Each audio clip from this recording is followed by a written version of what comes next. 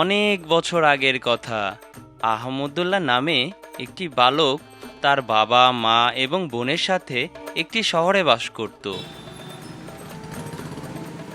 সে ছিল খুবই কৌতূহলী এবং বুদ্ধিমান, এবং সে সবসময় ইসলামী মূল্যবোধ সম্পর্কে জানার ব্যাপারে গভীর আগ্রহী ছিল। আহমদুল্লাহর পিতামাতা উভয়ই ধর্মপ্রাণ মুসলমান ছিলেন, যারা তার মধ্যে ইসলামে কোনটি হালাল এবং কোনটি হারাম এর পার্থক্য করার গুরুত্ব জাগিয়েছিলেন। একদিন আহমদুল্লাহর বাবা তার ছেলেকে হালাল ও হারামের ধারণা সম্পর্কে একটি মূল্যবান পাঠ দেওয়ার জন্য সিদ্ধান্ত নেন। তিনি আহমদুল্লাহকে ডেকে বলেন, বাবা আহমদুল্লাহ, আজকে তোমাকে বাজারে ঘুরতে নিয়ে যাব। বাজারটি বিভিন্ন খাবার পণ্য ও প্রসাধনীর জন্য বিখ্যাত।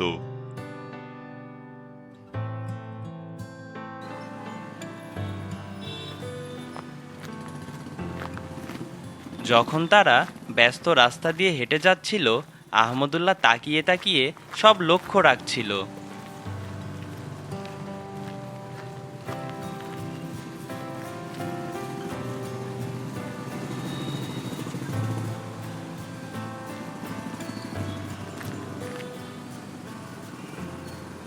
দোকানের পর দোকান, জনসমাগমপূর্ণ বাজার বিক্রেতাদের দ্বারা পরিপূর্ণ ছিল।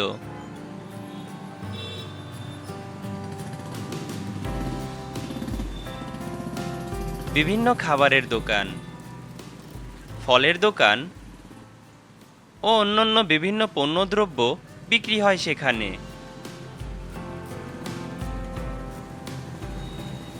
আহমদুল্লাহর নাকে তখনই সুস্বাদু মাংসের কাবাবের গন্ধ আসে এবং সে সেই দোকানের কাছে চলে যায়। সুস্বাদু গন্ধ বাতাসে চারিদিক ভেসে বেড়াচ্ছে। আহমদুল্লাহ খাবারটি খেতে খুবই আগ্রহী ছিল।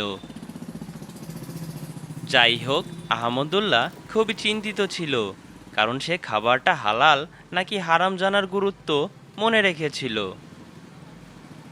আহমদুল্লাহ তার বাবার দিকে ফিরে জিজ্ঞাসা করল, বাবা, এই কাবাবগুলো হালাল কিনা তা আমরা কিভাবে নির্ধারণ করব? তার বাবা মুস্কি হাসলেন, খুশি হলেন যে আহমদুল্লাহ হালাল এবং হারামের তাৎপর্য বুঝতে পেরেছে।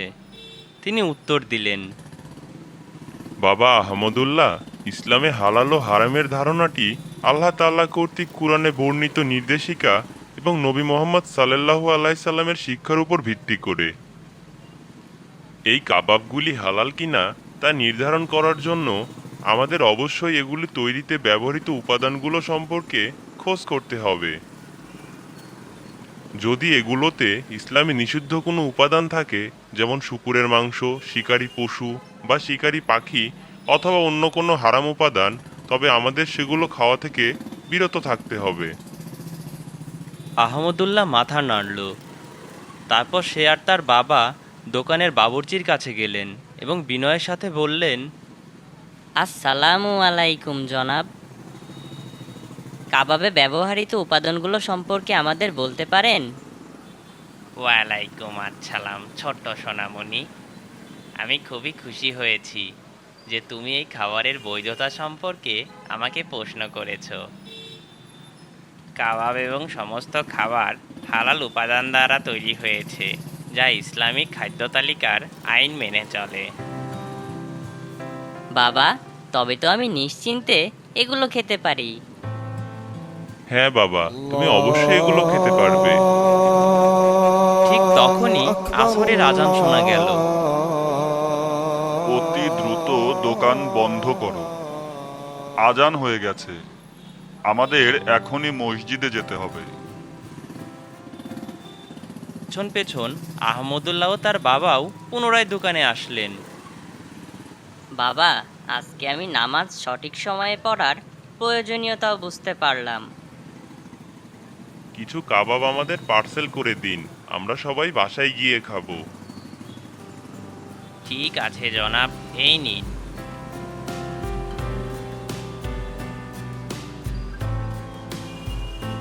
আহমদুল্লাহর বাবা দোকানিকে টাকা দেওয়ার পর তারা আবার রাস্তা দিয়ে হাঁটা শুরু করলো।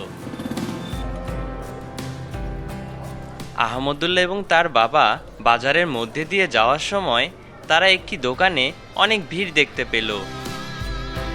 সেখানে বিভিন্ন জিনিসপত্র বিক্রি হচ্ছিল। বাবা, দেখুন কত সুন্দর সুন্দর সোনার মালা বিক্রি হচ্ছে, আমাকে একটি কিনে দিবেন? না বাবা, কারণ ইসলাম ধর্মে পুরুষের সোনা ব্যবহারের উপর নিষেধ করা হয়েছে। তাহলে আমি অবশ্যই সোনা বর্জন করব। তবে তুমি তোমার মায়ের জন্যে মালা এবং তোমার বোনের জন্যে কানের দুল অবশ্যই কিনতে পারো। বাবা, আপনি সবসময় আমাকে এমন নসিহত করবেন যাতে আমি সবসময় হারাম থেকে দূরে থাকতে পারি।